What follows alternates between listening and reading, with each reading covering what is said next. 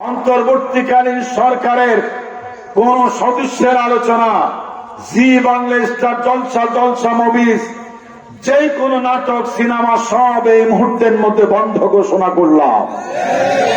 দোকানপাট কোথাও কোন মানুষ থাকবেন না। দেখুন, জান্নাতি বান্দা হিসাবে কপালটা চাঙ্গা করা যায় কিনা এই মাহফিলে ছুটে আসুন। কোরআনের আয়াত দিয়ে কথা হবে, জোরে করেন ইনশাআল্লাহ। আমার ভাইয়েরা, এই পৃথিবীতে আমরাই শুধু ইবাদত করি না, আমরাই শুধু আল্লাহর হুকুম আকাম পালন করি তা নয়।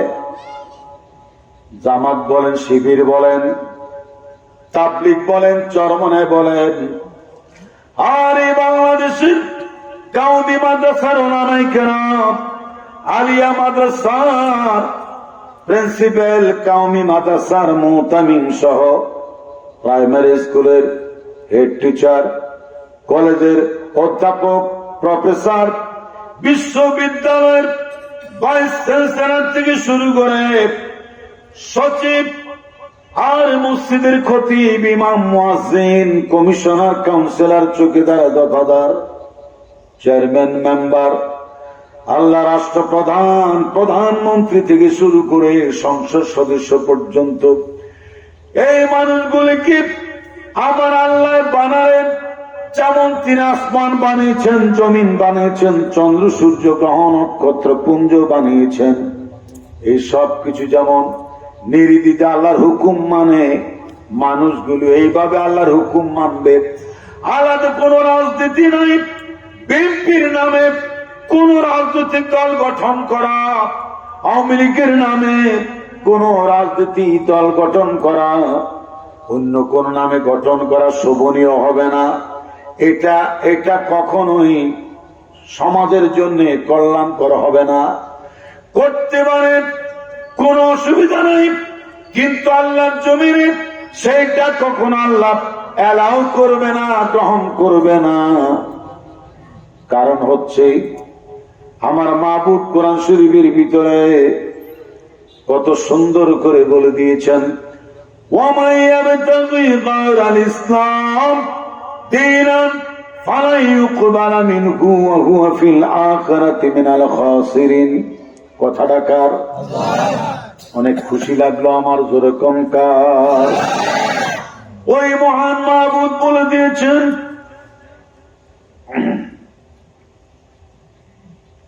আল্লাহর আইন ছাড়া, আমি আল্লাহর বিধান ছাড়া মানুষ যদি অন্য কোন আইন ও কানুন দিয়ে দেয়, সমাজ রাষ্ট্র চালাতে চায়, আমার কাছে সেটা গ্রহণ হবে না, শান্তির জন্য তা মঞ্জুর করা হবে না। সন্ত্রাস, দুর্নীতি, চাঁদাবাজ, টেন্ডারবাজি, হত্যা, দর্শন, লুটতরাজ, গুম এবং খুন, আয়না ঘর থেকে শুরু করে টর্চার ঘর পর্যন্ত তৈরি হয়ে তোমাদেরকে মানুষ শান্তিতে ঘুমাতে দেবে না। মানুষের তৈরি করা আইন কোনদিন মানুষের জন্য কল্যাণকর শোভনীয় হতে পারে না। জমিন যার আইন চলবে কার? আল্লাহ। যদি না মানেন, শোনেন, আমি আপনাদেরকে বলি, বিএনপির ভাইয়েরা, ছাত্র দলের ভাইয়েরা, শিবির, জামাত, তাবলিগ, যত লীগ আছেন, যে কোনো দল করেন না কেন, আপনি এই জায়গায় কথাটা শোনার পরে আপনি জবাব দেবেন কত বড় মারাত্মক অবস্থানে আপনি আছেন। আমার মাহবুব বলে দিয়েছেন, أفغير دين الله يبغون وله أسلم من في السماوات والأرض طوعا وكرها وإليه يرجعون।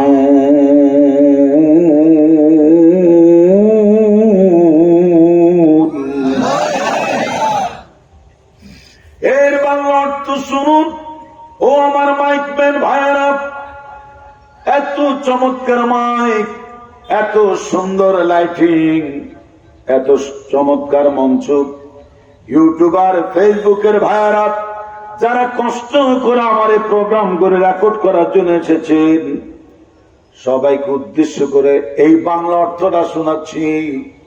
কত বড় সর্বনাশ হয়েছে এর আগের দিনগুলিতে, কত মারাত্মক ক্ষতি সাধিত হয়েছে।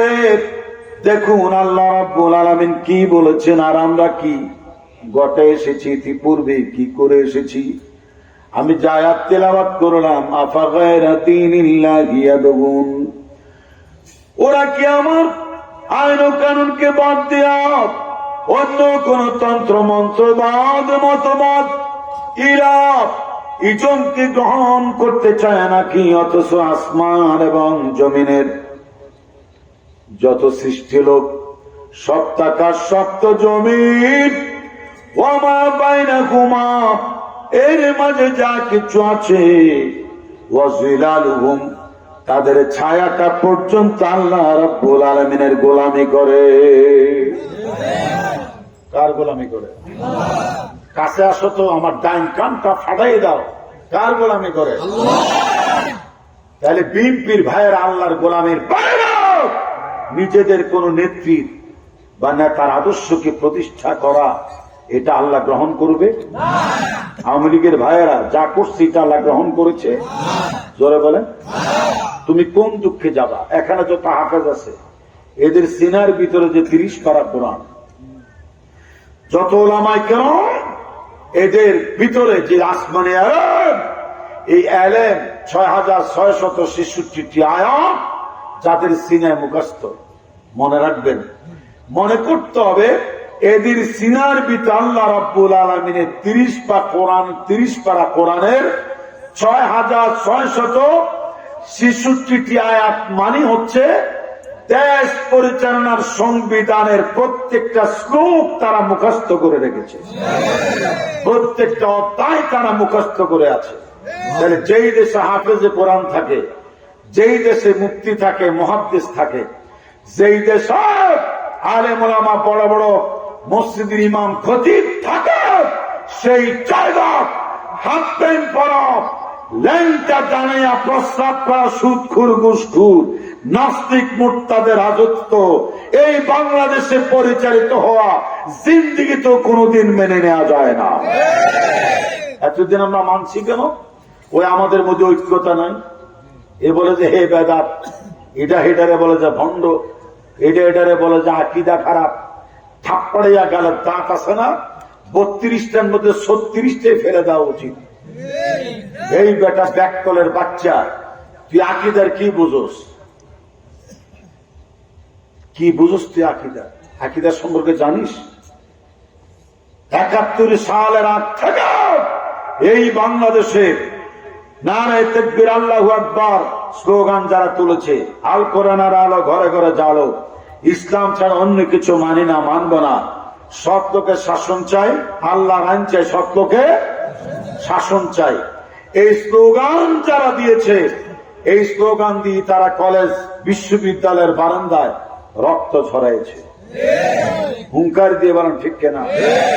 রাজপথে বুলেটের আঘাতে লাশ মাটিতে লুটিয়ে পড়েছে। আরো জোরে বলেন। এই কথাগুলি বলতে গিয়ে আল্লাহর চোখের, আল্লাহ সুবহানাহু ওয়া তাআলার সংবিধান ভিত্তিক সমাজ আর রাজনীতি কথা বলতে গিয়ে কলেজ বিশ্ববিদ্যালয় রাজপথে, গাড়িতে, ট্রেনে, লঞ্চে, আপন বাড়িতে অনেক ইসলামী আন্দোলন নেতা কর্মীদেরকে জীবন দিতে হয়েছে, কারাবরণ করতে হয়েছে, পুলিশের পিটানি খাইতে হয়েছে, রিমান্ডের নামক আন্তর্জাতিক আইন লঙ্ঘন করে সেখানে বেদম প্রহার করেছে, কাঁটার চামচ দিয়ে চোখ উপড়ে তুলেছে, থ্যাতলায় ইটের উপরে হাত রেখে আরেকটা ইট দিয়ে থ্যাতলাইয়া আমার অনেক ভাইদের আঙ্গুলগুলিকে অকেজু করে দিয়েছে, ফ্লাস দিয়ে তাদের হাত হাত পায়ের নখগুলো তুলে ফেলেছে। গরম ডিম টয়লেটে রাস্তা দিয়ে ঢুকে শাস্তি দিয়েছে, মাথার উপর গরম পানি ঢেলেছে। এই শাস্তি যারা ভোগ করেছে তারা জানে তার কত যন্ত্রণা। এই যন্ত্রণা কাতর অস্থিরতার ভিতর দিয়ে ওদের যে আত্মনব, ওদের জাহাজারি আল্লাহ রাব্বুল আলামিন শেষ পর্যন্ত সহ্য করতে না পারে। আবাবিল পাখির ভূমিকা আর বদর হোক, খন্দক, ইয়ারমুকের মুজাহিদের ভূমিকা, বাংলাদেশের লক্ষ কোটি কোটি ছাত্র জনতাকে রাস্তার মধ্যে নামায়া ওদেরকে বাংলাদেশের বর্ডার পার করা দিয়েছে। এটা সত্য কথা না মিথ্যা কথা? এটা কি কারো রাগ করার কথা না আফসুস করার কথা? ওরা যদি এরকম না করত তাহলে যেভাবে এই দেশকে উন্নতির অগ্রগতির শীর্ষে উন্নয়নের মহাসড়কে নিয়ে যাচ্ছিল, মডেল মসজিদ, পদ্মা সেতু, রেল, ট্রেন, যমুনা সেতুতে ডবল রাস্তাঘাট, তারপরে বিভিন্ন উপজেলা সংস্কার, তারপরে বিভিন্ন জায়গায় এয়ারপোর্ট, তারপরে উপর বিদ্যুৎ কেন্দ্র থেকে শুরু করে তাপ বিদ্যুৎ, যত জায়গায় উন্নতি হয়েছে।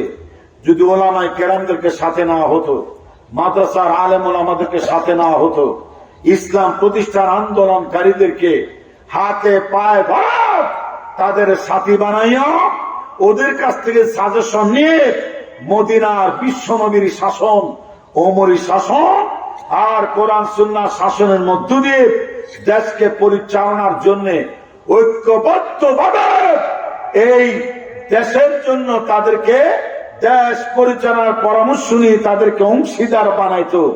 আল্লাহর কসম, কিয়ামতের পূর্ব মুহূর্ত পর্যন্ত কখনো তাদের ক্ষমতার বিরুদ্ধে কেউ কথা বলতো না। কি করেছেন ইতিপূর্বে? এখনো সময় আছে।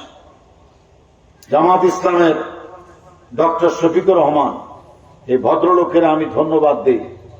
বেচারা সাধারণ ক্ষমা ঘোষণা করেছে। না হয় রেল স্টেশনে, বাস টার্মিনালে, লাল ব্রিজের গোড়ায়, গরু বাজারে রক্ত আর লাশ বিভিন্ন জায়গায় দেখা যাইত, বেওয়ারি লাশ পড়ে আছে। ঠিক কিনা বলেন? আমি ফালতু কথা জানি না, ফালতু কথা বলিও না। আমি যা বলি বাস্তব। কিন্তু আমি এটা চাইছিলাম বাংলাদেশে এটা হোক, কারণ যেইভাবে মানুষের ভিতরে ক্ষোভ, আক্রমণ, যে জিজ্ঞাসা কাজ করেছে, এ থেকে আমার এই বাংলাদেশটা রক্ত মুক্ত রাখা হয়েছে। মরহুম শেখ মুজিবুর রহমান যেভাবে যুদ্ধ বিরোধী কারীদেরকে সাধারণ ক্ষমা ঘোষণা করেছে, এটা ওনার বিষয়, ওনার ব্যাপার। কিন্তু তারা ৭১ কতটুকু অপরাধ করেছে এটা আল্লাহ জানে। জোরে কোন ঠিক কিনা আমার ভাইয়েরা? তারপরও কেউ যদি কিছু করে থাকে তাইলে তার পেছনে নেপথ্যে অন্য কোন উদ্দেশ্য বা কোন শুভ লক্ষণ থাকতে পারে। আল্লাহ তাদের অপরাধ হলে মাফ করে দিক, ক্ষমা করে দিক। জোরে কোন আমিন। এরপরে সাধারণ ক্ষমা ঘোষণা করেছে আপনার জামাতের আমিরের পক্ষ থেকে। এই জন্য আমরা এখন আওয়ামী লীগের ভাইদের সাথে, যুবলীগের ভাইদের সাথে, ছাত্রলীগের ভাইদের সাথে এখন আমরা কিলাকিলি করি না।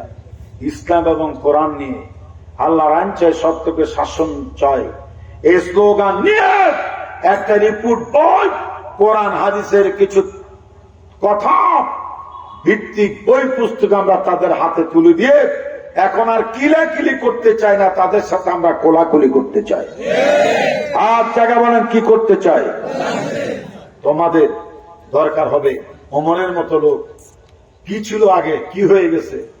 অনেক কাফের বেদিন ইসলামের শত্রু ছিল, ওরা বন্ধুতে পরিণত হয়েছে। ঠিক কিনা জোরে করো? তো তোমরাও তাই করো। ঘরের ছেলে ঘরে ফিরে আসো, টাফালিং করবে না। আগের মতো কোন বাজি বিয়ে, টেন্ডারবাজি, চান্দাবাজি, জুলুম, নিপীড়ন, গুপ্ত হত্যা, গুম, এগুলি করার চেষ্টা করবে না।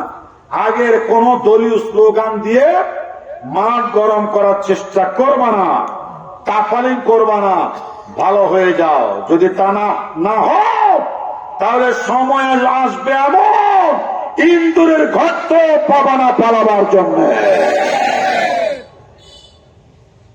কথা ঠিক? সম্মানিত ভাইরা আমার, আমি যে আলোচনা করছিলাম কোরআন শরীফের আয়াত দিয়ে, এই আয়াতের আলোকে আর অনেকগুলো আয়াত আমি আপনাদের সামনে নোট করে এনেছি, যাতে আপনাদেরকে না ঠকানো হয়। শীতের রাতে কষ্ট করে আসেন, কোরআনের তাফসীর হবে কোরআনের আয়াত দিয়ে, এটি শ্রেষ্ঠ তাফসীর। চিৎকারে মেরে কোন মারহাবা। আমি বুঝতে চাচ্ছি তুমি আমি যেই দল করি চাইলে করা যাবে না, দল হতে হবে আল্লাহর স্বীকৃত, আল্লাহর মনোনীত না হয় তোমার কোন দলীয় কার্যক্রম খেদমত আল্লাহ কবুল করবে না। না, চিৎকার মেরে কোন ঠিক কিনা? সপ্ত গাছ সপ্ত জমি আল্লাহর আইন মানে, এই জন্য তোমাকেও মানতে হবে। শুধু তারা আল্লাহর আইন মানে তা না। এখানে আপনি ভালো করে শুনে রাখুন, মহান মাবুদ তিনি বলে দিয়েছেন,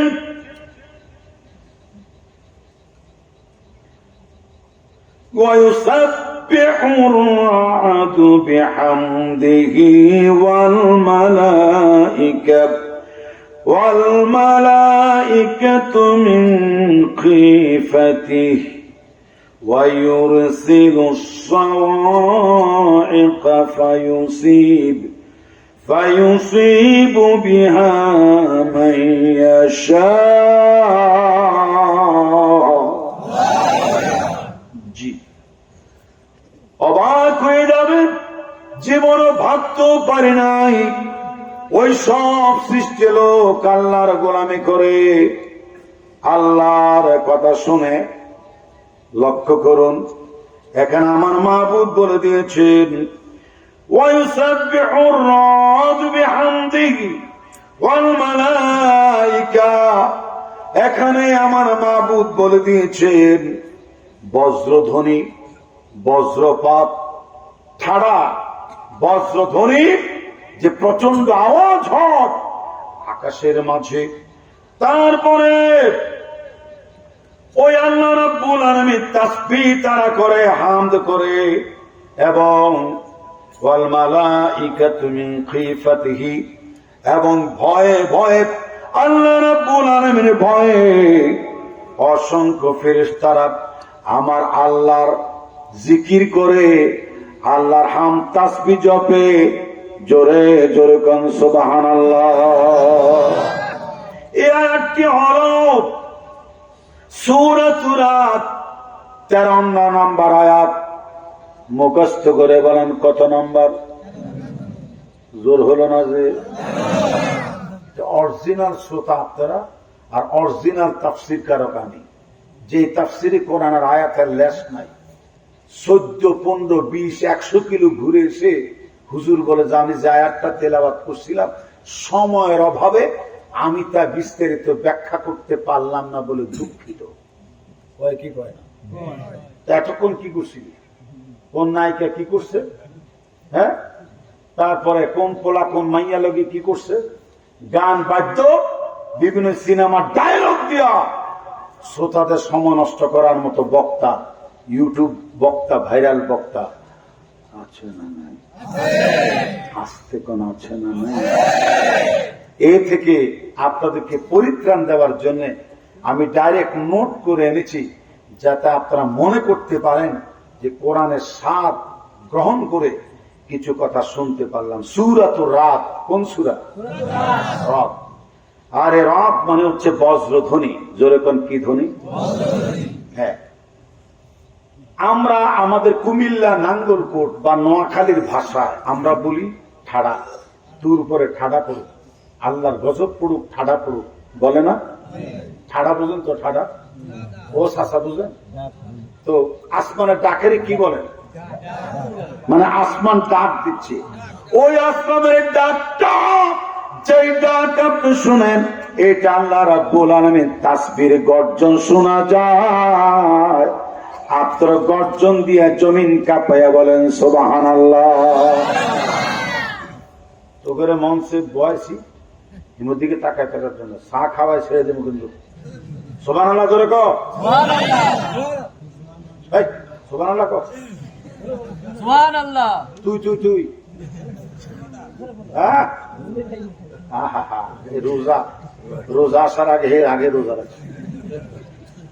তারপরে শুনুন, ওয়াল মালাইকাতু মিন খিফাতিহি ওয়ায়ুরসিলুস সাওয়া'iক ফায়ুসিবু বিহা মান ইয়াশা। এরপর আমার আল্লাহ বলেন, তিনি গর্জনমান যে বজ্রধ্বনি আছে, গর্জনমান বজ্রধ্বনি, সেগুলি যার উপর ইচ্ছা এবং তাকে বিপদে পতিত করেন। এই যে বজ্রধ্বনি, আল্লাহ চাইলে তা দিয়ে কত উপকার করে। যেই সময় বজ্রপাত বেশি হয় আর বিজলির চমক বেশি হয়, সেই সময় ধান গম পাকে, ফসলাদি পাকে এবং উর্বরতা, জমিনের উর্বরতা শক্তি বৃদ্ধি পায়। চিৎকার মেরে কোন মারহাবা। বজ্রপাত, বজ্রধ্বনি, আসমানের ডাক এবং বিজলির চমক এই পৃথিবীতে ইলেকট্রিসিটি এবং বিদ্যুৎ উৎপাদনের জন্য অনেক বড় সহায়ক। পানি তার একটা সহায়ক, তার মধ্যে বজ্রপাত, বজ্রধ্বনিটাও, বিজলির চমকও একটি। আলহামদুলিল্লাহ জোরে আমার ভাইয়েরা, তিনি গর্জনমান বিজলি পাঠান, যার উপর ইচ্ছা তাকে এবং তাকে বিপদে পতিত করেন। অনেকে, কত সত্য কথা দেখুন, অনেকে বজ্রপাতের মাধ্যমে মৃত্যুবরণ করে, হয় কি হয় না? বজ্রধ্বনি সহ্য করতে পারে না, কান ফাটা আওয়াজ।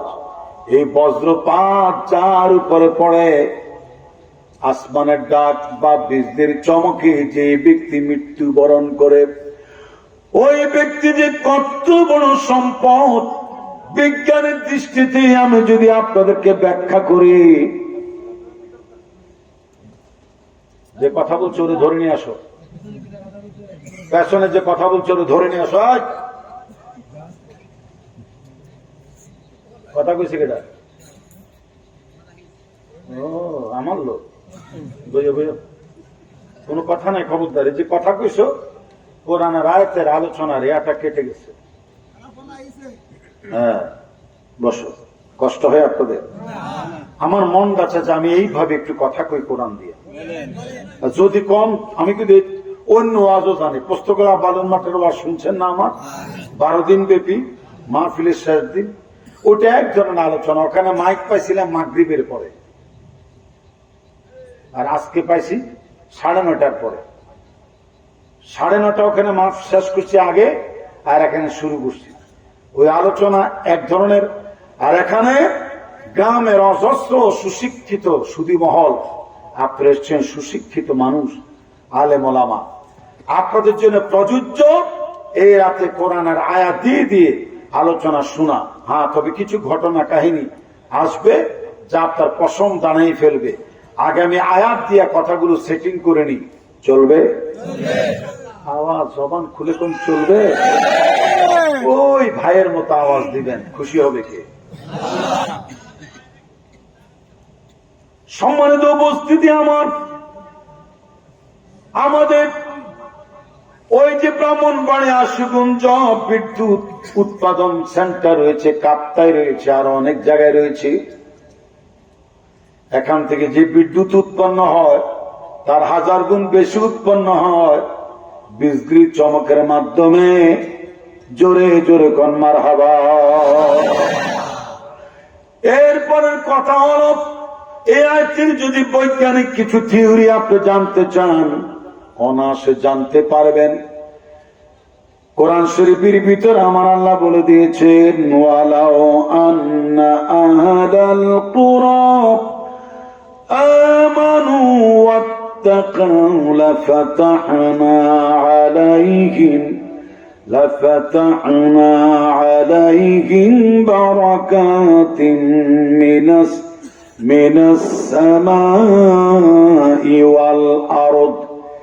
এর বাংলা অর্থ হচ্ছে, আমার মাহবুব বলছেন, এলাকাবাসী যদি, জনগণ যদি, গণমানুষ যদি, আমার বান্দা বান্দিরা যদি আল্লাহর উপর ঈমান আনে, আল্লাহকে ভয় করার নীতি অবলম্বন করে চলে, আসমান এবং জমিনের যতগুলি কল্যাণের দরজা, যতগুলি ভালোর দরজা, যতগুলো উন্নতি, অগ্রগতি, সমৃদ্ধির দুয়ার আছে, সব আল্লাহওয়ালা দিনদার ইমানদার বান্দাদের জন্য উন্মুক্ত হয়ে যাবে।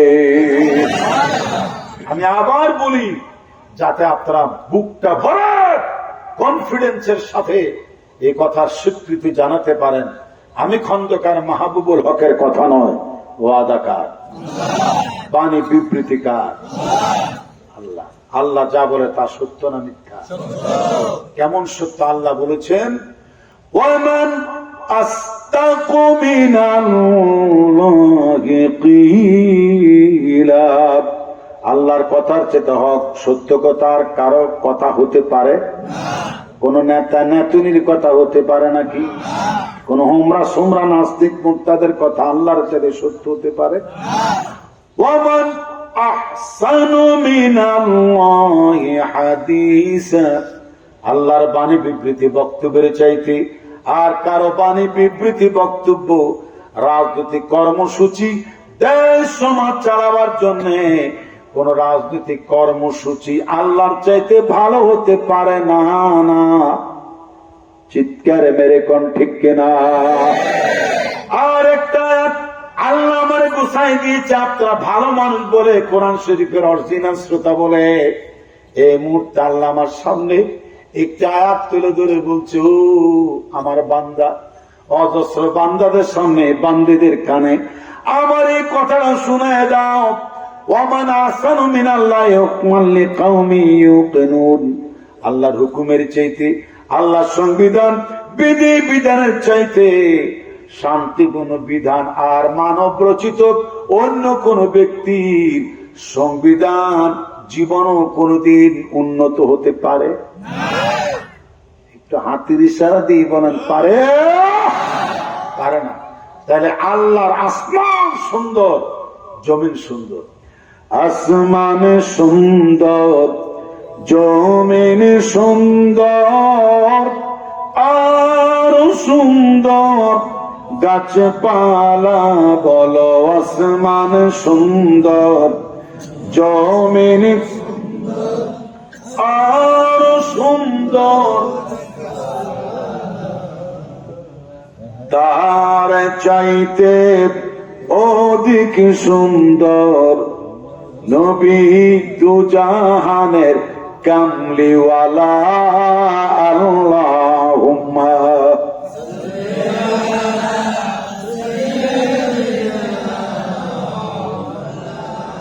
চমৎকার। ওয়া আলা আলি সাইয়্যিদিনা।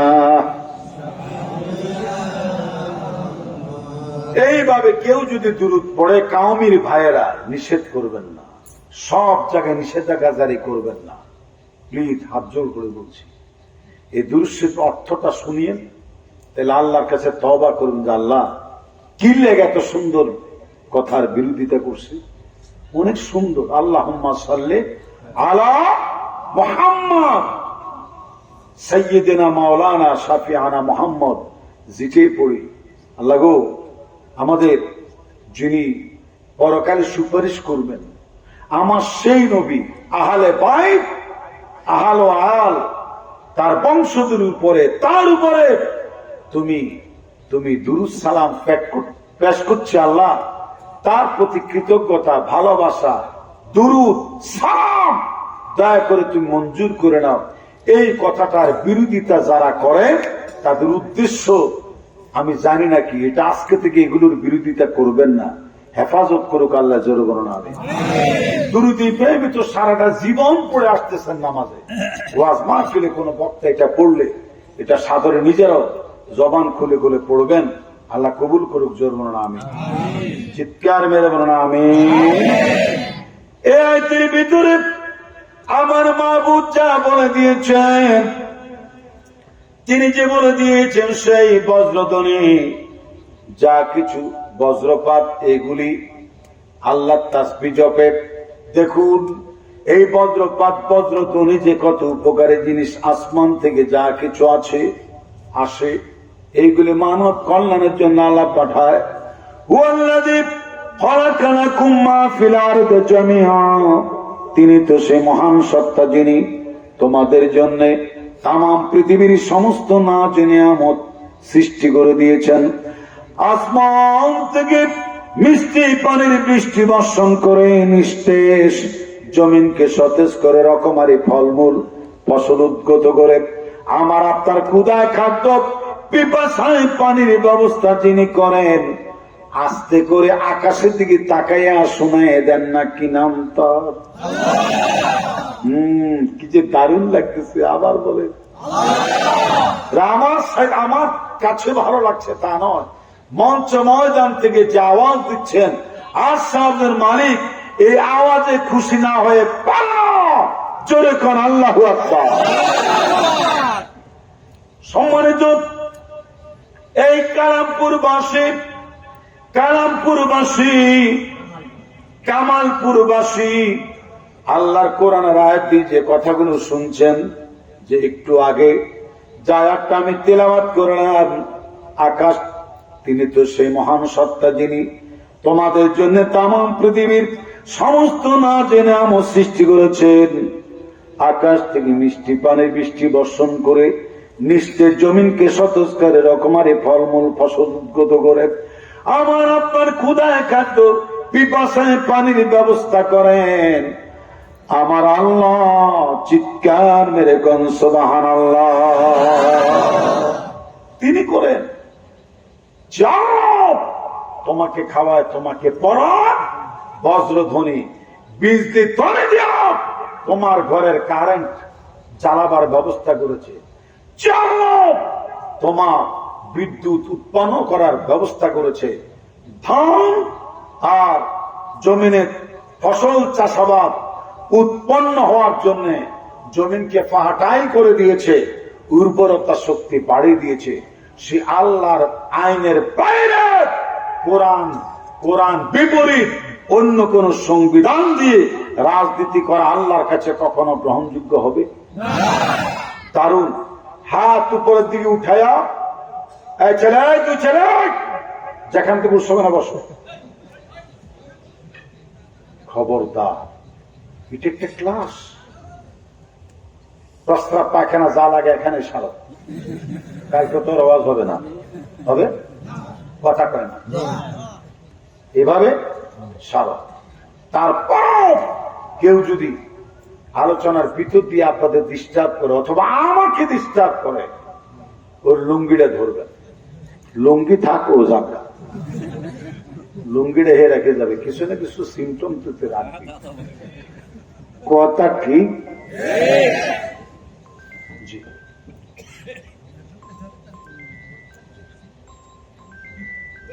সম্মানিত ভাইয়েরা আমার, আমি আজকে এই আলমডাঙ্গা আলমডাঙ্গা রেল স্টেশনের পশ্চিম পাশে কিপুর, আরো জোরে বলেন, এই কামালপুরের মাহফিলে কোরআনের আয়াত দিয়ে বর্ণনা দিচ্ছি, তাতে আপনারা খুশি না বেজা? নারে তাকবীর। আজ আমার এই আলোচনা ঢাকা থেকে ফার্ম গেট থেকে আমাদের বাবু ভাই ফোন দিয়েছে, আমি তার সাথে কথা মাহফিলের পরে বলবো, কিন্তু আমি আজকে রাতে ঢাকায় যাব, কালকে সকালে ঢাকায় নামবো, জোরে কোন ইনশাআল্লাহ। আর ঢাকা যাওয়ার আগেই কথা হবে বাবু ভাইয়ের সাথে, নাকি একটু সেরে নিব 1 মিনিট? জরুরি কথা থাকতে পারে, একটু জিকির করেন লা ইলাহা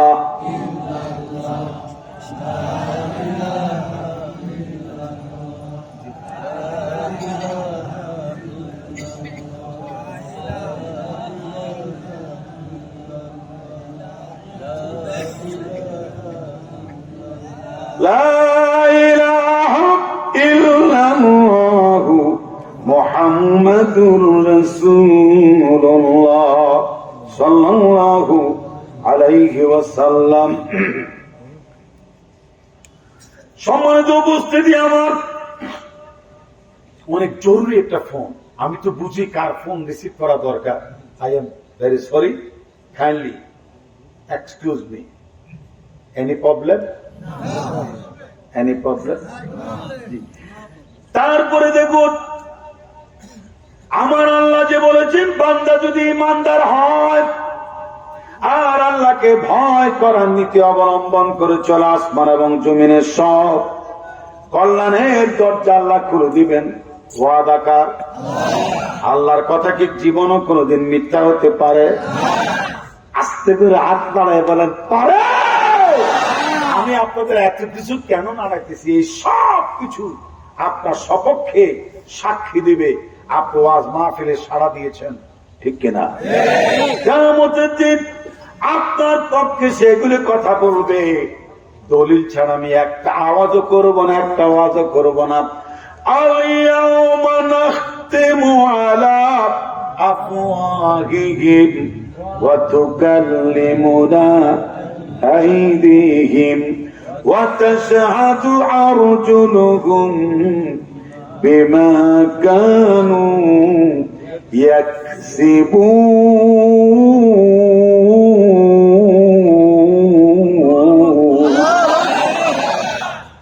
আপনাদের গলা এখনো তাজা আছে কোরআন শরীফের বরকতে। জোরে কোন আলহামদুলিল্লাহ। আমাদের সম্মানিত উপস্থাপক কি নাম? কবি বেচারা আমার নাম ঘোষণা দিয়ে এক ফাঁকি গিয়ে ভাত খাইয়াছে। আমি কি বুঝি না। আচ্ছা বসেন। ভালো ভালো উপস্থাপক, জোরে কোন আমিন। যত ভালো উপস্থাপক হোক যাই হোক, এরা আমার কাছে স্টুডেন্ট, আমার কাছে নিতান্তই ছাত্র। যত ভিডিও ম্যান বলেন, মাইকম্যান, গতকালকের চাইতে আজকের আওয়াজটা পরিচ্ছন্ন হয়েছে কিনা এটা আমি আইসা সেটিং করছি এমনি, ঠিক না মাইকম্যান? চলুন তারপরে আমার আল্লাহর কথা যে কত সত্য। এই পৃথিবীতে একটা গ্রহাণু ছিটকে পড়েছে জমিনে। এই পৃথিবীতে একটা গ্রহের টুকরা, কিসের? আসমান থেকে একটা গ্রহের টুকরা, 9 মিটারের একটা গ্রহের টুকরা পড়লে পরে এটার বিজ্ঞানাগারে নিয়ে পরীক্ষা করে দেখেছে। তার মধ্যে দস্তা আছে, নিকেল আছে, ফুয়েল আছে, ডায়মন্ডের মতো উপাদান রয়েছে। তার কারণ আকাশে কিন্তু হীরার গ্রহ আছে, ডায়মন্ডের গ্রহ আছে, হীরার গ্রহ আছে। সারা আসমান জুড়ে যা কিছু আছে, এই সব কিছুর কিছু না কিছু অংশ আল্লাহ জমিনের মধ্যে ছড়াই রেখেছে। সাউন্ড বাড়াও, অনেক দামি দামি কথা শুনতে পারবেন যা শিখা। স্বর্ণের গ্রহ আছে, হীরার গ্রহ আছে, ডায়মন্ডের গ্রহ আছে। ওই 9 মিটারের গ্রহের টুকরার ভিতরে 10টা লৌহজাত সম্পদ, তারপরে নিকেল ছিল, ফুয়েল ছিল, ডায়মন্ডের অস্তিত্ব সেখানে খুঁজে পেয়েছে। আসমান থেকে ওই একটা গ্রহের টুকরার ভিতরে যদি এত নিয়ামত,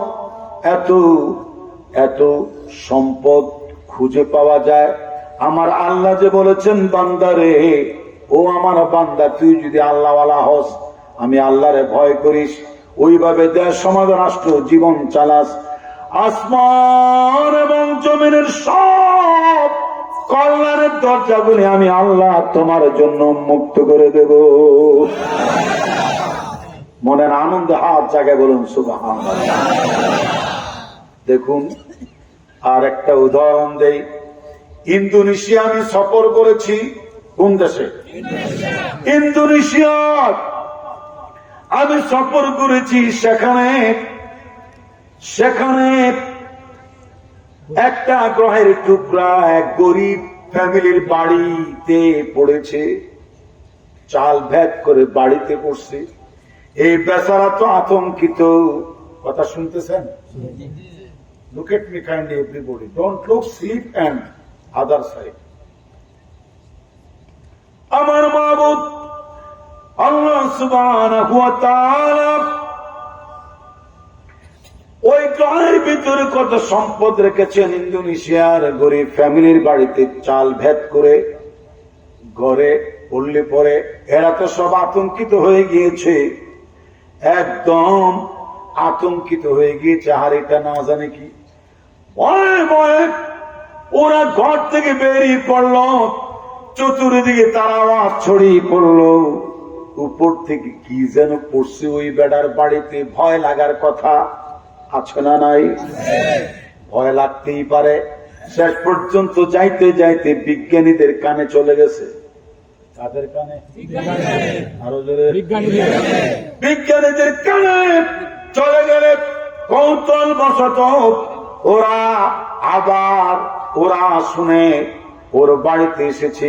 ওই ফ্যামিলির ঘরে এসে এটা গাইটা গুইটা ভালো করে দেখলো। দেখার পরে কয় যে এটা তোমরা কি করবা? যে আমার ঘরের চাল থেকে মেঝেতে পড়েছে, আমি কি করবো? এটা জিনিসটা কি? ও জিনিসটা অনেক দামি।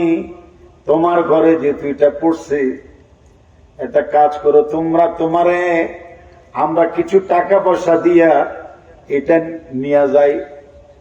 তোমারে যদি আমরা কিছু টাকা পয়সা দিই, আমাদেরকে দিবা কিনা? গরিব মানুষ, এটা করতে কিনা করতে গিয়ে আইসে। হ্যাঁ, নিজে নিজে যেহেতু এটা আইসে, তো আমরা যদি পছন্দ নেন, কি টাকা দিবেন? এটার কি দাম আর থাকতে পারে? এটা কি আর দাম থাকতে পারে? কি আর পয়সা দিবেন? কি দাম দিবেন? দেন। শেষ পর্যন্ত ওই ব্যক্তির হাতে তারা 15 কোটি টাকা দিয়া জিনিসটা নিয়ে যায়। কাছে আসেন, আমার দিকে একটু ফিরে বসেন। আপনাকে চেহারা দেখলে আমার ভালো লাগে। স্যার কাছে আসেন, পেছনে বসবেন না। আমার ভালো লাগে আপনাদের। মাশাআল্লাহ, অনেক কষ্ট করছেন তো। জি, চলবে, আলোচনা চলবে। কোরআন, হাদিস, বিজ্ঞান, এই দুটো দিয়ে আপনাদেরকে সমৃদ্ধশালী করতে চাই। সবাই শুনবে, আমি এটা ভাবতেও পারি নাই। দেখলাম যে না, বসেই তো আছে লোক।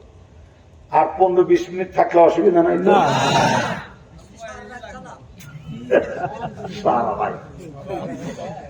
সম্মানিত এই কামালপুরবাসী, আপনাদের কোরআন হাদিসের কামালিয়ত হাসিল করার জন্য এখন এই মুহূর্তে আপনারা বলেন যে জিনিসটার আধা পয়সা দাম আছে বলে বাড়িওয়ালা মনে করে নাই, ভয়ে ফ্যামিলি বাড়ি থেকে বাইরে গেছে। শেষ পর্যন্ত যে চিনে সেই কিনে, প্রবাদ আছে না নাই? যে চিনল সেই কিনলো। বিজ্ঞানীরা তার এই জিনিসটা পরিশেষে 15 কোটি টাকা দিয়া কিনে নিয়ে যায়। ছোট্ট একটা আসমান থেকে নেমে পড়া গ্রহের টুকরা যদি 15 কোটি টাকা একজন ফ্যামিলির সংসারে আমার আল্লাহ গ্রহের টুকরা পাঠায় 15 কোটি টাকা মালিক বানাই দিতে পারে, বলেন তার 14 গোষ্ঠীর মধ্যে জীবন আর অভাব আসবে? এই টাকার অনেক কাজে লাগাইয়া জীবনটারে সমৃদ্ধশালী করবে। আপনারা আমারে জবাব দেন তো শুনি। এই যে 15 কোটি টাকা গ্রহের টুকরাটা বিক্রি হলো, এটা কি জমিন ভেদ করে বাইরেছে না আসমান থেকে? কষ্ট হইল, ঘাড় উপরের দিকে উড়ে, কোন দিক থেকে? ওয়ালাউ আন্না আলাল কুরাব আমানু আমানু ওয়াত্তাকাউ লাফাতাহনা আলাইহিম বারাকাতিম মিনাস সামাই ওয়াল আরদ লাফাতাহনা আলাইহিম বারাকাতিম মিনাস সামাই ওয়াল আরদ। এই যে আল্লাহ কথাটা বললেন, এই কথাটা সত্য। আগের যে গ্রহের টুকরা, নিকেল, দস্তা, ফুয়েল, ডায়মন্ডের অস্তিত্ব ওটাতে খুঁজে পেয়েছি। আর এখানে বেচারা 15 কোটি টাকা অর্জন করার সুযোগ পাইছে। এইভাবে আল্লাহ চাইলে আসমান থেকে অজর জোরে নিয়ামত পাঠাইয়া অভাব অনটন ভুক্তভোগী সেই গরিব দুঃখী অসহায় মানুষকে আল্লাহ রাব্বুল আলামিন এমন ধনী বানাই দিতে পারে কি বলে না? তাহলে বিজ্ঞানের আলোকে এই কোরআনের তাফসীর যেটা আপনারা শুনলেন, আসমান থেকে আজও চাইলে আমার আল্লাহ এমন নিয়ামত পাঠাই আমার বাংলাদেশের কোরআন প্রতিষ্ঠার কারণে সৌদি আরবের মতো, কাতারের মতো, সৌদি আরব আমি 5-6 বার গেছি, ওই কাতার গিয়েছি, দুবাই গিয়েছি, ইরান, বাহরাইন গিয়েছি, আরব জাহানটা ঘুরে ঘুরে দেখেছি। সফর করতে গিয়ে অভাব অনটন নাই, সেখানে খেয়ে সুখে শান্তিতে বসবাস করে। অন্য দেশের মধ্যে তারা সাহায্য পাঠায়। আল্লাহর কোরআনের আয়াতের আলোকে জীবন যাপন করলে পরে আমার আল্লাহ রাব্বুল আলামিন এমন ভাগ্যের পরিবর্তন ঘটাইতে পারে কি পারে না? এখন আপনারা কি কইবেন আমি জানি না, মনে মনে কইবেন। কি কইবেন এটা আমি জানি, একটু মনে মনে কইবেন আল্লাহ খন্দকার মাহবুবুর হকের এলেন জ্ঞান তারারও বাড়াইয়া দাও, আমিন বলেন। আমি বলছি আসমান থেকে গ্রহের টুকরা পাঠাইয়া যদি আমার আল্লাহ এমন সমৃদ্ধশালী করে দিতে পারে পৃথিবীবাসীকে, এখন জমিন থেকেও আল্লাহ পাঠাতে পারে। এটাও বলেছেন জমিনের কল্যাণের দরজা আল্লাহ খুলে দেবেন, এটাও যেখানে আল্লাহ বলেছেন। এই জায়গায় কি উদাহরণ থাকতে পারে? শুধুমাত্র সাগর, মহাসাগরের কথা শোনেন, বিজ্ঞানীরা বলেছেন সাগরের ভিতরে কত রহস্য লুকায়িত আছে। এই পৃথিবীতে যে পাহাড়গুলো দেখা যায়, এভারেস্ট, তিব্বত পর্বতমালা, আমি তো মালয়েশিয়া গিয়েছি, পেনাং, গুলাং, মালাক্কা, জোহরবারু, পেনাং হিল থেকে শুরু করে গেন্তিং হাইল্যান্ড পর্যন্ত অনেক দেশের আল্লাহ বানিয়েছে। সেই দেশের মধ্যে বড় বড় যত পাহাড়, ইরানের আকাশ ছোঁয়া পাহাড়গুলি, তারপরে সেদিন দার্জিলিং এ দেখলাম, তাইপের পাহাড়গুলি দেখলাম, কত বড় বড় পাহাড়। এই পাহাড়গুলি ধরে যদি আটলান্টিক মহাসাগরে ছেড়ে দেওয়া হয়, আটলান্টিক মহাসাগরের কাছে গগনচুম্বী পাহাড় হিমালয়গুলি একটা ঢিলার মতো মনে হবে। আপনাদের মনোযোগটা এক্সেলেন্ট, যার কারণে কথার পৃষ্ঠে ফিডব্যাকটা দারুণ ভালো দিতে পেরেছেন, আলহামদুলিল্লাহ বলেন। 2 নম্বরে হল ওই জমিনটা কত সম্পদে ভরা। এই পৃথিবীতে স্বর্ণের পাহাড় যেখানে যেখানে আছে, সেখানে সেখানে যত পাহাড়, স্বর্ণের পাহাড় মজুদ আছে। ফোরাত নদীর তীরে যত পাহাড় আছে, স্বর্ণ প্রকাশিত হবে, তা নিয়ে মারামারি হবে, যুদ্ধ হবে। হাদিসে বর্ণনা আছে না নাই? অবশ্যই আছে। কিন্তু সাগরের তলদেশে এত বেশি পরিমাণ স্বর্ণর পাহাড় আমার আল্লাহ রেখে দিয়েছেন। সারা পৃথিবীর কোটি কোটি মানুষ, নববধূ, পুত্রবধূ, সারা পৃথিবীর মানুষ যা কিছু আছে, এই মানুষগুলিকে যদি 4 কেজি মাথা পিছু স্বর্ণ বিতরণ করে, তারপরও সাগরের তলদেশের স্বর্ণের পাহাড়ের মজুদ কোনদিন শেষ হবে না। স্বর্ণের পাহাড় এবং স্বর্ণের মজুদের মধ্যে কোনো ঘাটতি আসবে না। মনের আনন্দে আশ্চর্য বোধ করে হাত উপরের দিকে নিক্ষেপ করে বলেন সুবহানাল্লাহ, নারে তাকবীর। সাগরের রহস্য মাত্র 5 ভাগ বিজ্ঞানীরা উদ্ঘাটন করতে পেরেছে। ডাইরেক্ট পঞ্চাঙ্গুল উঁচু করে বলেন কয় ভাগ? সবাই করা লাগবে এটা ক্লাস। 5 ভাগ রহস্য, সম্পদের খবর শুধু ওরা জানে। আরো কতই 90 ভাগ রহস্য লুকায়িত আছে, 95 ভাগ রহস্য লুকায়িত আছে। আপনি জানেন আফ্রিকার মরুভূমি, এর ভিতরে বাড়িঘর আছে, সুবহানাল্লাহ, রাজপ্রাসাদ আছে। সাগরের ভিতরেও আবার মিষ্টি পারে নদী প্রবাহিত করে কে? এই মুহূর্তে একটা সুবহানাল্লাহ জোরে হবে। আমি কথাটা বলি, আপনারা গলাটা ফ্রেশ করেন আর একটু জোরে।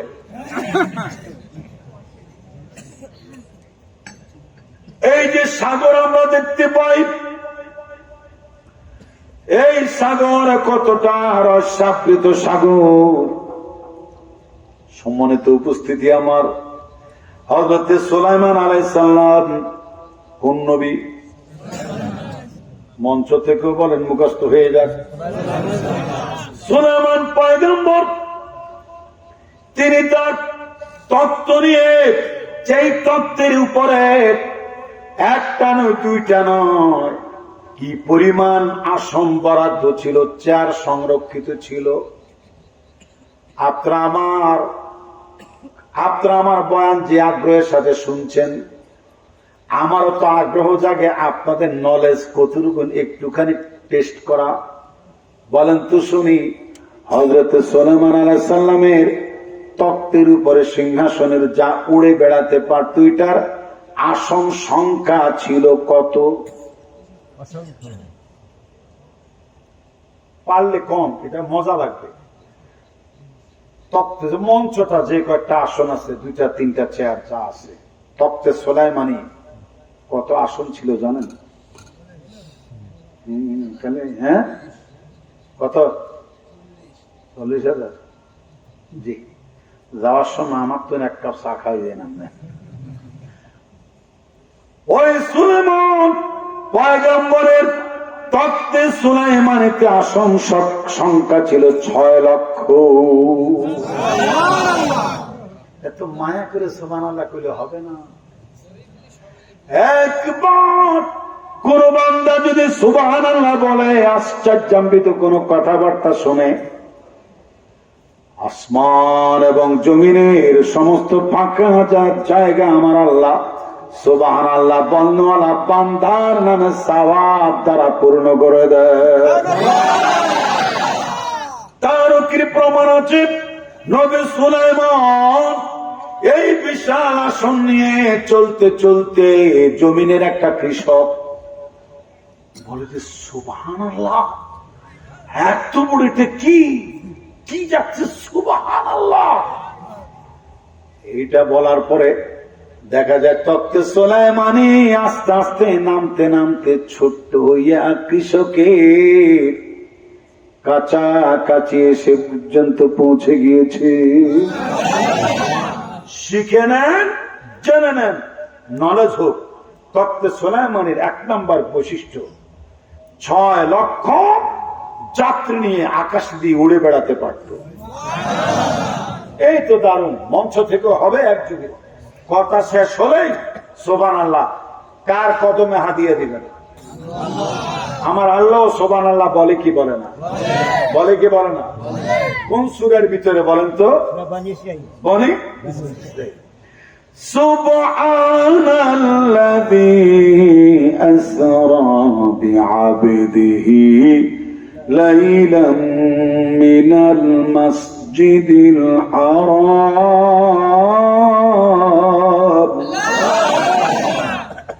আমার আল্লাহ সুবহানাল্লাহ দিয়া তিনি সুবহানাল্লাহ বলে আল্লাহর হাবিবের মেরাজকে তিনি বর্ণনা করেছেন।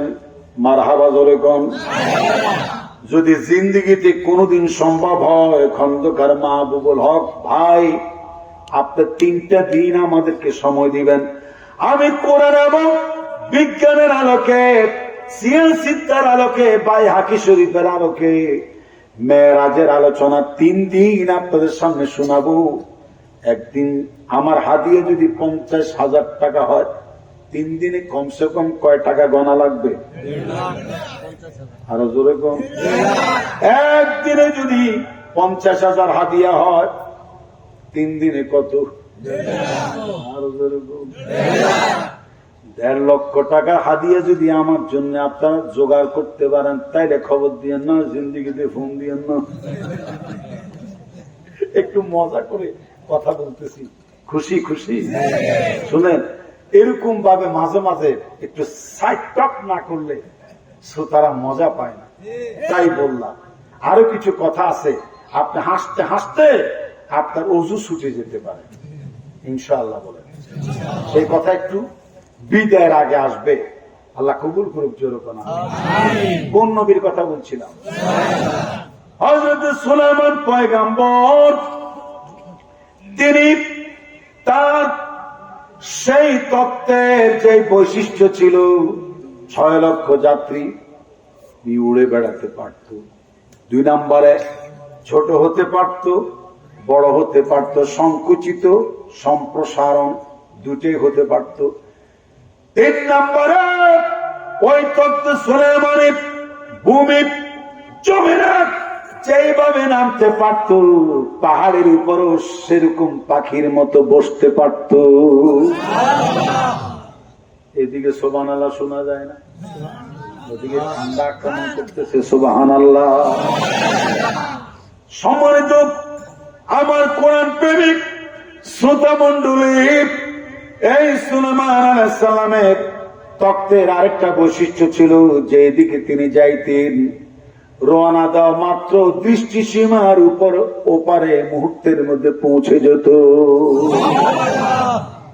আরেকটা বৈশিষ্ট্য ছিল, ইঞ্জিন নাই, ড্রাইভার নাই, তেল নাই, ফুয়েল নাই, পেট্রোল নাই, ডিজেল নাই। যেই দিকে তিনি চাইতে মন চাইতো, ওই দিকে ফিরে শুধু বলতেন বিসমিল্লাহির রাহমানির। চলতে থাকতো, থামতো, খুব ফোর্সে, আবার কন্ট্রোল হতো, ধীরে ধীরে পাখির মতো উড়ে যেতে পারত। এই অবস্থা সাগর পাড়ে যাওয়াকালীন একটা চর দেখে ল্যান্ড করলেন সাগরের মাঝখানে। একটু নামি, চরের মধ্যে তপ্তে সোলাই মাটি নামলো। এখন দেখে এটা নড়াচড়া করে। আবার আরেকটা বর্ণনা আছে, ওই জায়গায় চুলা বসায়া পাক রান্না বাড়া করার চিন্তা করে যখন আগুন জ্বালাতে লাগলেন, ওই তক্ত সুদ্ধা গোটা জায়গাটা নড়াচড়া করতেছে। সুবহানাল্লাহ। নবী সুলাইমান কয়, তোর উপরে তক্ত থামাইলাম, পাক শাক রান্না বাড়া করে খাবো মজা করে, তুই নড়িস কেন, চড়িস কেন, স্থির থাক। মানুষের মতো করে সুলাইমান পয়গম্বরের কানে আওয়াজ এসেছে, নবী সুলাইমান বাদশা নামদার, আপনি চর মনে করে এই যে আপনার তক্তটা এখানে ল্যান্ড করালেন, নবী গো, আমি তো সমুদ্রের ভাসমান কোন চর নই, আমি তো সাগরে বেশে বেড়ানো আল্লাহর সৃষ্টি একটা মাছ। আমি রোদ্রের তাপ নেওয়ার জন্য আমার পিঠটা সাগরের উপর দিকে উঠাই দিয়েছি, ওইটাকে আপনি চর মনে করে আমার উপরে তপ্তে সুলাইমানিটা থামাইলেন। আমি ধন্য বটে, তবে আমি মাটির কোন চর নই, আমি সাগরের একটা মাছ। অবাক বিস্ময়ে তিনি জিজ্ঞেস করলেন, হে আল্লাহর সৃষ্টি মাছ, একটু বড় তো, তুমি যদি সাগরের এত বড় মাছ হও, তাহলে তুমি সাগর সম্পর্কে তো অনেক অভিজ্ঞতা তোমার থাকতে পারে, বলো তো আমার আর কদ্দুর গেলে আমি ওপারে যেতে পারবো, সীমানা কদ্দুর আছে সাগর পাড়ি দেওয়ার? তখন এই মাছ বলে, হুজুর এই প্রশ্নের জবাব আমি কেমনে জানবো? আমি তো শুধু কিনারে কিনারে ভেসে বেড়াই, এর চেয়ে গভীর সমুদ্রে যদি আমি সীমানা ভেদ করে পার হয়ে বড় বড় মাছের আমারে খাইয়া হজম করে ফেলবে। খালি মুখে না, হাত জায়গায় বলুন সুবহানাল্লাহ। নারে তাকবীর। এই সৃষ্টিগুলিও হুকুম মানে কার? আল্লাহ। আইন মানে কার? সাগর সমুদ্রের তলদেশে রসাবৃত ধন সম্পদ ধনরাশি এইসবকে সৃষ্টি করেছে। যেই জন্য গলাটা ফ্রেশ করাইলাম, এই ফ্রেশ করার জন্য সুবহানাল্লাহ বলার কথাটা এই মুহূর্তে যেটা শুনবেন, এই পৃথিবীর সাগর মহাসাগরে যতগুলি পানি জলরাশি মজুদ আছে, আটলান্টিক সুগভীর সাগর, সুপ্রশস্ত প্রশান্ত মহাসাগর, এই সাগরগুলি আরব সাগর, ক্যাস্পিয়ান সাগর, ভূমধ্য সাগর। ওই ভূমধ্য সাগর আমি সাঁতার কাটিয়েছি, মালাক্কার পেনাং সাগর, চীন দেশের সাগর, সেই হংকং এর বর্ডারের সাগর পর্যন্ত আল্লাহ আমারে দেখাইছে। দুবাই ফুজিরা কালবার, আরব সাগর, ভারত মহাসাগর, অনেক বড় বড় সাগর আল্লাহ আমারে দেখাইছে। ভূমধ্য সাগর আমি সাঁতার পর্যন্ত কেটেছি, লোহিত সাগর আল্লাহ আমারে দেখাইছে। এই বিশাল বিশাল সাগরের মধ্যে যত পানি মজুদ আছে, এর চাইতে অসংখ্য ডবল ডবল ডবল গুণ পানি জমিনের তলদেশে আমার আল্লাহ এমন একটা পঞ্চ আকারে জায়গা রেখেছে, তার চাইতে বেশি পানি তার ভিতরে মজুদ আছে। কথা বুঝছেন সবাই? পঞ্চ, একটা পঞ্চের মধ্যে আপনি যদি এক গ্লাস পানি ফ্লোরে ঢালেন, পঞ্চ যদি আপনি রাখেন, এটা চুষে নিবে কি নিবে না? নেবে। কিচ্ছু দরকার নাই। আপনি যদি কিছু পানির মধ্যে টিস্যুটা দেন, টিস্যু পানিটা চুষে নিয়ে যাবে কি যাবে না? আবার এই সমুদ্র, এই পৃথিবীর অভ্যন্তরে যেমন তিনি আগুন রেখেছেন, অগ্নি লেলিহান রেখেছেন, ঠিক এমনি করে আমার আল্লাহ পানির স্পঞ্জ রেখেছেন। আপনারা আমার বলেন টিউবওয়েল গাড়লে পরে সেলো মেশিন, ডিপ মেশিন বসাইলে দিনের পর দিন পর্যন্ত পানি সাপ্লাই হয়। এটা আমার আপনার বাপ দাদা কারো ক্ষমতা নাই। এই ব্যবস্থা জমিন জুড়ে অভ্যন্তরে পাতালপুরিতে কে মজুদ রেখেছে পানি? দেখছেন রাত 11টা বাজার পরেও আপনাদের গলার আওয়াজ এখনো তাজা আছে। এই মুহূর্তে কেউ যদি কোরআনের আয়াত দিয়ে কথা শুনতে শুনতে মরে যাও, আল্লাহর ফেরেশতারা আপনাকে কোন জান্নাতে রাখবে, লাশ নিয়ে জান্নাতের হুর আর ফেরেশতার মধ্যে কাড়াকাড়ি শুরু হয়ে যাবে। কি শুরু হয়ে যাবে? কাড়াকাড়ি শুরু হয়ে যাবে। মারহাবা বলে আমার এই মালয়েশিয়ার ভাইটা কই? মালয়েশিয়ার ভাই কই? হ্যাঁ, সেলিম, সেলিম ভাই কোথায়?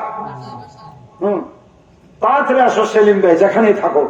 কিছুক্ষণের মধ্যে মুনাজাত দেব, এই ভরপুর জলসা নিয়ে আল্লাহর কাছে আল্লাহুম্মা আমিন দেব। মুনাজাত পর্যন্ত থাকতে আপনার কোনো আপত্তি নেই তো? মা বোনেরা আছে তো নাকি? আমার মায়েরা বোনেরা, আমি 5 মিনিটের একটা আলোচনা রাখবো। এই সুলেমান নবীর একটা পাখির গল্প বলে, কাহিনী বলে।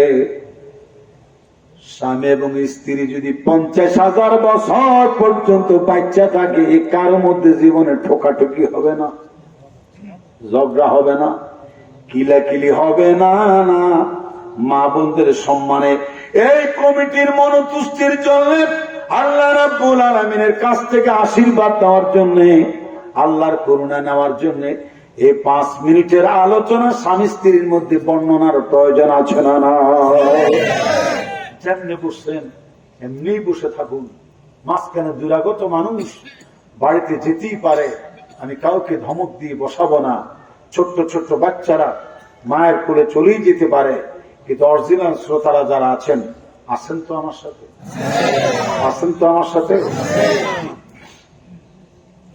বলছিলাম, যে কথা বলছিলাম, তারপরে আমার সুবহানাহু ওয়া তাআলা আর একটা কথা বলেছেন, তুসাব্বিহু লাহু লাহুস সামাওয়াতুস সাবউ ওয়াল আরদু ওয়া মান ফীহিন্না ওয়া ইন মিন শাইইন ইল্লা ইউসাব্বিহু বিহামদিহি ওয়ালাকিন লা তাফকাহুনা তাসবিহাহুম।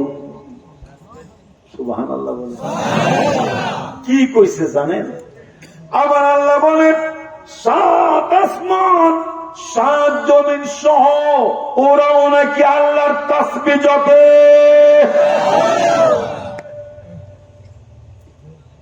প্রমাণ দিতে চাই তাফসীর থেকে, শুনলে আমার জন্য দোয়া করবেন। আসমান জমিনে যা আছে আল্লাহ তাসবিহ জপে। এই কথাটা কি মানুষের তৈরি করা সংবিধান, অন্য কোন গ্রন্থের কথা না, আল্লাহ। এটা কি সত্যতা থাকতে পারে? আমি আপনাদের সামনে এই নবী সুলাইমানের এত কথা আছে, এইগুলি শুনলে মন চাবে সারা রাত শোনেন। উনি যে তক্তটা নিয়ে উড়ে বেড়াতেন, উঠতে উঠতে এত উপরে তিনি তার সাথী সঙ্গীদেরকে নিয়ে আকাশ ভ্রমণে এত উপরে চলে গিয়েছেন। সুলাইমান পয়গাম্বর আর তার তত্ত্বের মধ্যে যত যাত্রী ছিল সব আল্লাহর ফেরেশতাদের তাসবিহ জিকিরের আওয়াজ শুনতে পেয়েছিল। এ হল এক ঘটনা। দ্বিতীয় ঘটনা হলো, আল্লাহর হাবিব যখন মেরাজ গিয়েছেন, নবীজি মেরাজ থেকে আসার পরে আকাশ রাজ্যের বিভিন্ন বর্ণনা দিতে গিয়ে একটা প্রশ্নের জবাবে আল্লাহর হাবিব বলে দিয়েছেন, আমি আকাশ রাজ্য সফর ভ্রমণ করতে করতে এমন অবস্থা দেখেছি 4 আঙ্গুল পরিমাণ জায়গা ফাঁকা নাই, যেখানে অসংখ্য আল্লাহর ফেরেশতারা আল্লাহর জিকিরে রত নয়। আঙ্গুল পরিমাণ ঘন ঘন আল্লাহর ফেরেশতারা কার জিকির করে? কার তাসবিহ জপে? আল্লাহ আল্লাহ আল্লাহু লা ইলাহা ইল্লাহু, জোরে আল্লাহ আল্লাহ আল্লাহু লা ইলাহা ইল্লাহু, লা ইলাহা ইল্লাল্লাহু মুহাম্মাদুর রাসূলুল্লাহ সাল্লাল্লাহু আলাইহি ওয়াসাল্লাম। এই যে ভাইজান, আমি এখানে বসে কি শিখেছিলাম বলেন তো? হ্যাঁ ভাইজান, তো লড়লেন তো 3-4 বার। কইছিলাম এটাও কইছি, এখান থেকে চা এমন ভাবে দিবেন যাতে আমি টান না পাই। আমি চায় খামো না, লাগবে না। আমার আলোচনা ধারা নষ্ট হয়ে যায়, কারণ বক্তা ছাপ ডাইন বামে কেউ নড়াচড় করলে দৃষ্টি ওদিকে চলে যায়। জুমার নামাজের খুতবা চলাকালে কেউ কথা কলে এই চুপ, এই কথাটা কি বলা যায়? নারে তাকবীর, নারে তাকবীর। খুতবা চলাকালে কথা বলা যায় না, এই জন্য বলা যায় না খতিব সাহেব যে বক্তব্য দিচ্ছে কোরআন হাদিসের আলোকে, এটার একটা কথা যদি ছুটে যায় আমলে ঘাটতি হতে পারে, শিক্ষা থেকে মারুম হয়ে যেতে পারি। এই জন্য কোন বয়ান চলাকালীন কথাবার্তা বলা, লড়াচড়া, উঠা বসা জায়েজ নাই। জোরে জোরে কোন ঠিক কিনা? এইগুলোর যদি আয়াত দিন ধরন দেয় ফজরের আজান দিতে দরকার নাই। চলুন কই যাবেন আল্লাহ জানে, ভুলে গেছি তো কি জন্য বলতেছিলাম। আল্লাহ নবী মেরাজ থেকে আসার পর অনেকের প্রশ্নের জবাব বলেছেন 4 আঙ্গুল জায়গা খালি নাই, সব জায়গায় কার জিকির হয়? এই জন্য এখানে বলা হয়েছে তাদের জিকিরের খবর কি আমরা জানি? মানে জিকির করে এটা জানি, ধরন আমরা জানি না। জানি তাদের জিকির আমরা শুনছি, বীজদের চমক আর রব বজ্রপাত বজ্রধ্বনি কার নামে জিকির করে ওই সাউন্ড আমরা শুনেছি, কিন্তু আকাশের সাউন্ড আমরা, ফেরেশতাদের সাউন্ড আমরা শুনি নাই। আমাদের তাওয়াব ঘর যেটা মক্কার মাঝখানে, ওটার নাম কি? কাবা বাইতুল্লাহ। এই কাবা বাইতুল্লাহ চতুর্পাশে লোকেরা তাওয়াব করতে থাকে। আল্লাহ আমার অসংখ্যবার কাবা করে তাওয়াব করাইছে। কাবার গেলাম, কাবা ঘরটা বাচ্চা শিশুর মতো ধরে ধরে জড়ায় জড়ায় দাঁড়িয়ে দাঁড়িয়ে তাহাজ্জুদ করেছি। ওর মধ্যে কাবা ঘরে সেজদা দিয়েছি, ওর সামনে রুকু দিছি, ওর সামনে সেজদা দিছি। আল্লাহর কাছে বলেছি, আল্লাহ আমি যেন কোরআন এবং হাদিসের আলোকে সারগর্ভ তথ্য নির্ভর আলোচনা জাতির সামনে পেশ করতে পারি। তুমি আমার তৌফিক দিও রে আল্লাহ। আল্লাহ যে আমার দোয়া মঞ্জুর করেছে, আপনারা কি টের পাইছেন? টের পাচ্ছেন তো নাকি? এটা আল্লাহর রহমত, আমার কোন যোগ্যতা নাই। তাহলে ওই যে বাইতুল্লাহ অনুরূপ উপরে যে ফেরেশতাদের তাওয়াব ঘর আল্লাহ রেখেছেন, ওই ফেরেশতাদের তাওয়াব ঘরের নাম আপনারা আমার একটু শুনাইয়া দেন।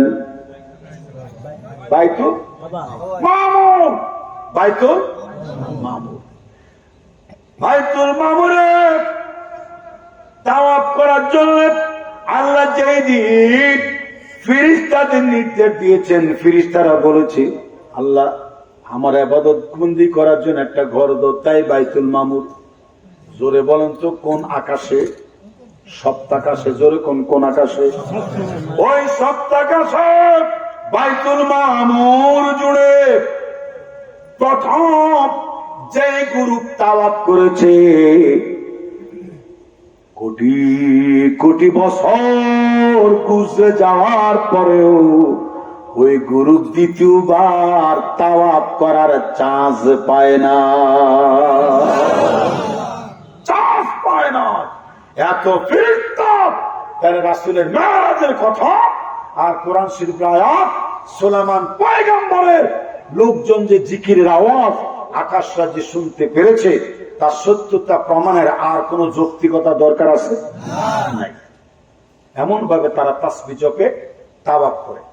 দ্বিতীয় যে জিনিসটা আমি আপনাদের সামনে এই মুহূর্তে লেটেস্ট নয়, শুধু হাই লেটেস্ট 2025 সাল হাই লেটেস্ট যে খবর নেট দুনিয়ায় আলোড়িত হয়েছে, সেটা হচ্ছে বিজ্ঞানীরা আকাশ রাজ্যে এমন একটা সাউন্ড রেকর্ড করেছে।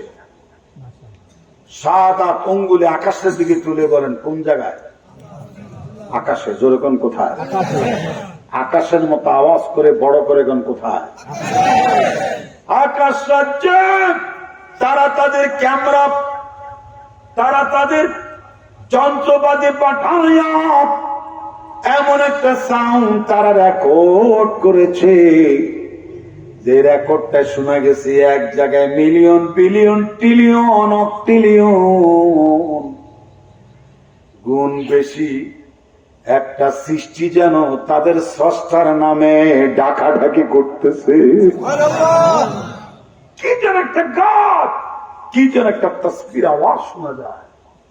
এই কথার সাথে রাসূলের কথার সাথে মিলাই আমার নবী বলেন, আকাশ রাজ্য ভ্রমণ করতে গিয়ে আমি ফেরেশতাদের তাসবির আওয়াজ শুনেছি এবং একটা ভাইব্রেশন, একটা প্রকম্পন, একটা ভাইব্রেশন, একটা প্রকম্পন আমি অনুভব করেছি। অনুরূপ বিজ্ঞানীরা 2025 সালে সব তারাও দুনিয়াবাসীর সামনে এ তথ্য সাপ্লাই করে চিনির দ্বিধায় গোপন রাখতে পারে নাই।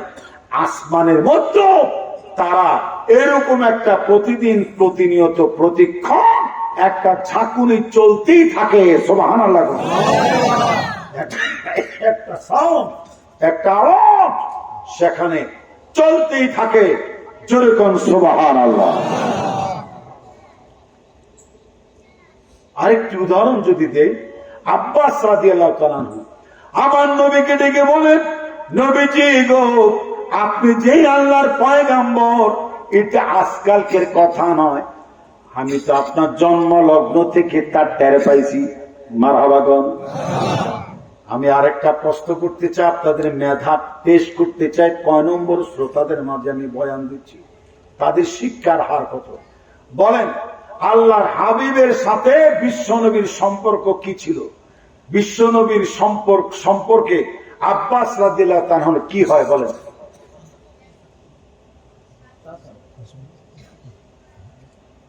লা ইলাহা ইল্লা আনতা সুবহানাকা ইন্নী কুনতু মিনাজ জালিমিন। না, আমার 3 দিন না, আমার 1 সপ্তাহ তাফসীর করা লাগবে। কয় সপ্তাহ? 1 সপ্তাহ যদি তাফসীর করি, আপনারা কি আসবেন? প্রথম দিন না প্রতিদিন? প্রতিদিন পারবেন ইনশাআল্লাহ। আরেক বেলা পয়লা দিন আসে মারছে। আরে সম্মানিত উপস্থিতি, আমার আব্বাস রাদিয়াল্লাহু তাআলার চাচা, আল্লাহর হাবিবের চাচা আব্বাসের ভাতিজা হচ্ছে সাক্ষাৎ ভাতিজা বিশ্বনবী। চাচা ভাতিজারে ডেকে ডেকে বলে, ও মুহাম্মদ সাল্লাল্লাহু, আমি তোমারে আজকে চিনি না, তুমি যখন দোলনায় ছিলা সেদিন থেকে আমি তোমারে চিনি, জন্ম থেকে চিনি, জন্মলগ্ন থেকে। আর নবীজি আল্লাহর হাবিব আপনি যখন দোলনার মধ্যে হেরে দুলতেন, পূর্ণিমা রাতের চাঁদ আকাশ রাজ্যে যখন উদিত হতো, ওই অবস্থায় যদি চাঁদ দি রাতে আপনি দোলনার মধ্যে থাকতেন, 7-8 আঙ্গুলি উঁচু করে চাঁদের সাথে আপনি খেলা করতেন, আমি তাকে দেখতাম। বিস্ময়কর একটা ব্যাপার, আপনার 7-8 আঙ্গুলি যেই দিকে দুলত, গোটা চাঁদটাকে আমি সেই দিকে দুলে যেতে দেখতাম। বাম দিকে দুললে চাঁদ বাম দিকে দুলে যেত। এবার আল্লাহর হাবিব এই যে বিজ্ঞানীদের কথার স্বীকৃতি দেখেন, রাসূল বলেছেন, ও আমার চাচা, আপনি তো সেটা দেখেছেন, সত্যি দেখেছেন, কিন্তু আর একটা জিনিস কিন্তু জানেন নাকি? আমার ঘুম আসতে যদি দেরি হতো, আকাশের চাঁদটা জমিনে নেমে এসে আমার দোলনার পাশে এসে আমি নবীরে ঘুম পাড়াইয়া যাইত। সারা দিন রাত ডিউটি করে এই চাঁদ আর সাজিমের তলদেশে আল্লাহর যে তাসবিহ যুক্ত, আমি নবী মক্কার জমিনে দোলনায় বসে ওই চাঁদের তাসবির আওয়াজে নিজের কানে শুনতে পেতাম। আল্লাহ আল্লাহ আল্লাহু লা ইলাহা ইল্লাহু জাল্লা জালালুহু। তাহলে আমি আজকের তাফসীরের আয়াতগুলি দিয়ে প্রমাণ দিচ্ছি, তুমি অন্য কোন রাজনীতি করা তোমার জন্য জায়েজ হবে না। তোমার চাইতো বিশাল ভূখণ্ড, পাহাড় পর্বত, এই সব কিছু হুকুম মানে কার? ওয়াল মালাইকা, ফেরেশতারা হুকুম মানে কার? আকাশের তারকা বীজদের চমক বিধান মানে কার? চন্দ্র সূর্য গ্রহ নক্ষত্র গাছ বৃক্ষ তরুলতা আইন মানে কার? ওই আল্লাহর আইনের মাধ্যমে আমাদের শান্তি, আমাদের মুক্তি। এর বাইরে রাজনীতি করে সময় নষ্ট করিস না। যে রাজনীতির মঞ্চে আজানের সময় আজান দেয় না, জামাতে নামাজ পড়ে না, আল্লাহু আকবার তাকবীরের স্লোগান তোলা যায় না, ওই রাজনীতির নেতা কর্মী হওয়া জায়েজ নয়, জায়েজ নয়, জায়েজ নয়।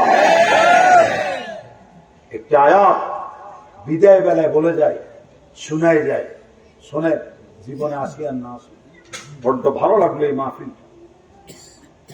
فمن تبع هداي فلا خوف عليهم ولا هم يحزنون।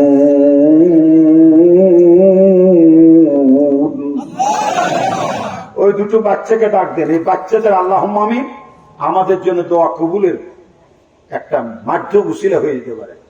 আব্বুরা, ছোট্ট বন্ধুরা, দেখো তোমাদেরকে ডেকে কাছে এনেছি, তোমাদের নিষ্পাপ ঠোঁট দিয়া আমাদের এখন মুনাজাতে একটু আল্লাহুম্মা আমিন বলবে, পারবো তো ইনশাআল্লাহ? যেমন আছো এইভাবে থাকে। শোনেন, আমি ছোট্ট করে